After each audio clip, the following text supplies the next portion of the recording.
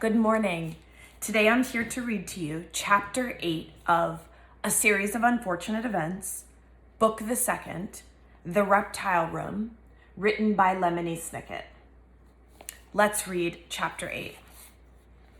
While the Jeep sputtered ahead of them, the Baudelaire orphans trudged back toward Uncle Monty's house, the scent of horseradish in their nostrils and a feeling of frustration in their hearts. It is very unnerving to be proven wrong, particularly when you are really right and the person who is really wrong is the one who is proving you wrong and proving himself wrongly, right? Right? I don't know how he got rid of his tattoo, Klaus said stubbornly to Mr. Poe, who was coughing into his handkerchief. But that's definitely Count Olaf. Klaus, Mr. Poe said, when he had stopped coughing. This is getting very tiresome, going over this again and again. We have just seen Stefano's unblemished ankle. Unblemished means.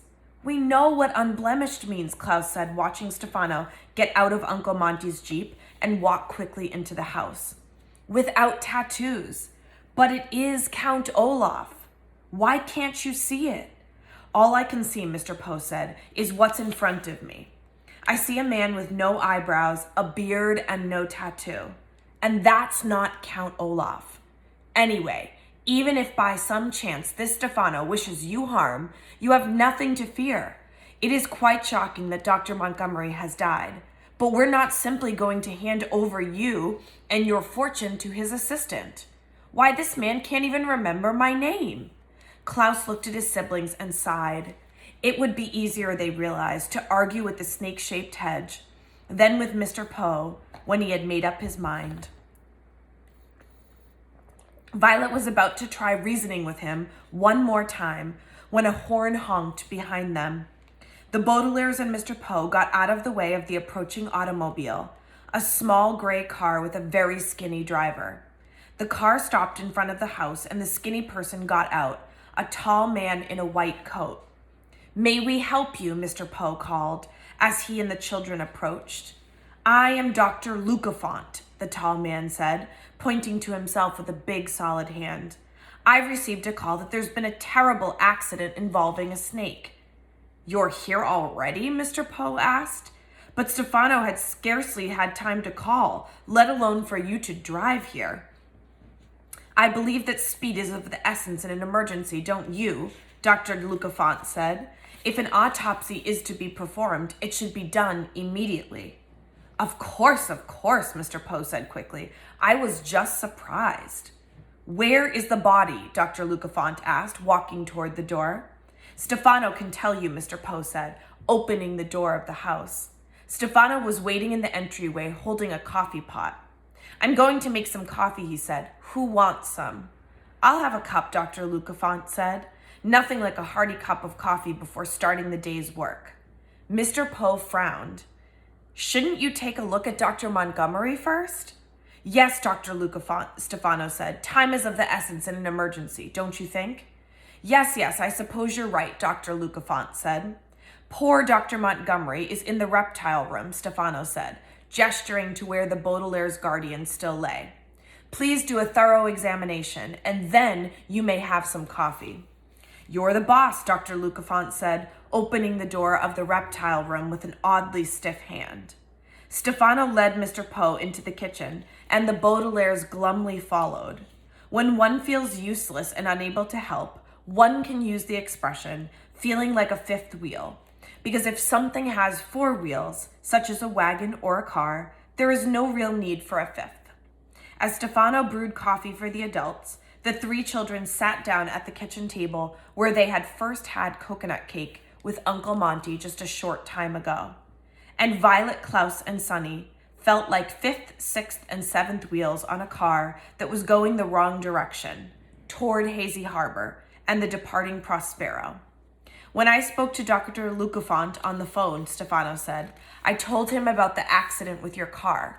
When he is done with his medical examination, he will drive you into town to get a mechanic, and I will stay here with the orphans." "No," Klaus said firmly. "We are not staying alone with him for an instant." Mr. Poe smiled as Stefano poured himself a cup of coffee and looked sternly at Klaus. Klaus, I realize you are very upset, but it is inexcusable for you to keep treating Stefano so rudely.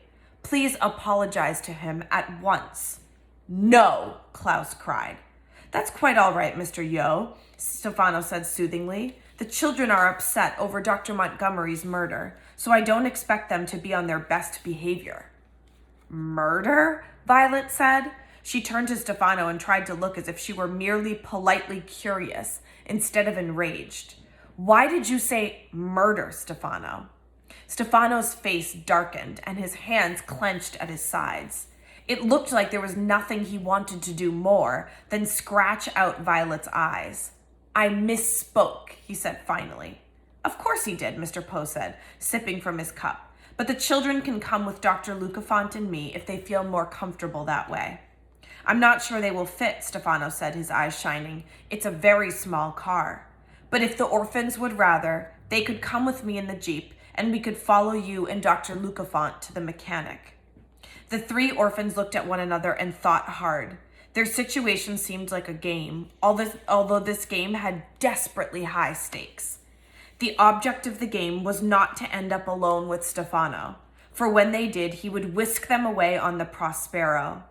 What would happen then, when they were alone in Peru with such a greedy and despicable person, they did not want to think about. What they had to think about was stopping it from happening.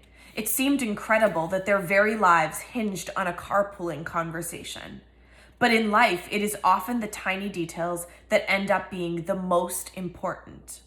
Why don't we ride with Dr. Lucafont, Violet said carefully, and Mr. Poe can ride with Stefano. Whatever for? Mr. Poe asked. I've always wanted to see the inside of a doctor's automobile, Violet said, knowing that this was a fairly lame invention.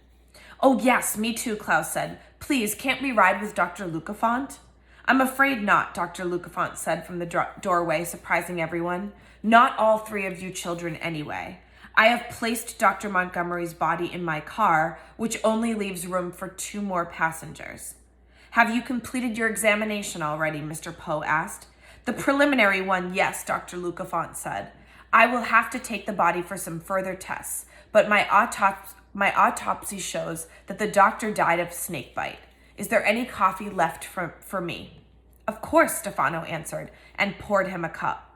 How can you be sure? Violet asked the doctor. What do you mean? Dr. Lucafont said quizzically. I can be sure there's coffee left because I see it right here.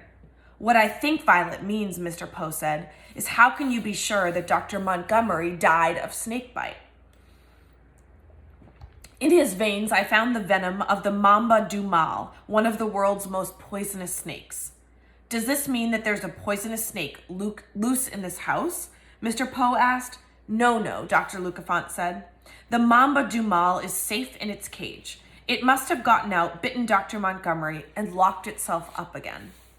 What? Violet asked. That's a ridiculous theory. A snake cannot operate a lock by itself. Perhaps other snakes helped it, Dr. Lucafont said calmly, sipping his coffee. Is there anything here to eat? I had to rush over here without my breakfast. Your story does seem a little odd, Mr. Poe said. He looked questioningly at Dr. Lucafont, who was opening a cupboard and peering inside. Terrible accidents, I have found, are often odd, he replied. It can't have been an accident, Violet said. Uncle Monty is, she stopped. Uncle Monty was one of the world's most respected herpetologists. He never would have kept a poisonous snake in a cage it could open itself. If it wasn't an accident, Dr. Lucafont said, then someone would have had to do this on purpose. Obviously, you 3 children didn't kill him, and the only other person in the house was Stefano. And I, Stefano added quickly, hardly know anything about snakes. I've only been working here for 2 days and scarcely had time to learn anything. It certainly appears to be an accident, Mr. Poe said. I'm sorry, children.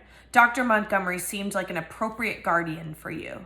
He was more than that, Violet said quietly. He was much, much more than an appropriate guardian. That's Uncle Monty's food, Klaus cried out suddenly, his face contorted in anger. He pointed at Dr. Lucafont, who had taken a can out of the cupboard. Stop eating his food. I was only going to have a few peaches, Dr. Lucafont said. With one of his oddly solid hands, he held up a can of peaches Uncle Monty had bought only yesterday. Please, Mr. Poe said gently to Dr. Lucafont, the children are very upset. I'm sure you can understand that. Violet, Klaus, Sonny, why don't you excuse yourselves for a little while? We have much to discuss, and you are obviously too overwrought to participate. Now, Dr. Lucafont, let's try and figure this out. You have room for 3 passengers, including Dr. Montgomery's body. And you, Stefano, have room for 3 passengers as well. So it's very simple, Stefano said. You and the corpse will go in Dr. Lucafont's car, and I will drive behind you with the children. No, Klaus said firmly. Baudelaire's, Mr. Poe said just as firmly. Will you 3 please excuse yourselves? A foop, Sonny shrieked, which probably meant no. Of course we will, Violet said, giving Klaus and Sonny a significant look and taking her siblings' hands. She half led them, half dragged them out of the kitchen. Klaus and Sonny looked up at their older sister and saw that something about her had changed. Her face looked more determined than grief-stricken, and she walked quickly, as if she were late for something. You will remember, of course, that even years later, Klaus would lie awake in bed, filled with regret that he didn't call out to the driver of the taxicab, who had brought Stefano into their lives once more. But in this respect, Violet was luckier than her brother. For unlike Klaus, who was so surprised when he first recognized Stefano that the moment to act passed him by, Violet realized as she heard the adults drone on and on that the time to act was now. I cannot say that Violet years later slept easily when she looked back on her life. There were too many miserable times for any of the Baudelaires to be peaceful sleepers. But she was always a bit proud of herself that she realized she and her siblings should in fact excuse themselves from the kitchen and move to a more helpful location. What are we doing? Klaus asked. Where are we going? Sonny, too, looked questioningly at her sister, but Violet merely shook her head in answer and walked faster, toward the door of the reptile room. That is the end of chapter 8. See you next time for chapter 9.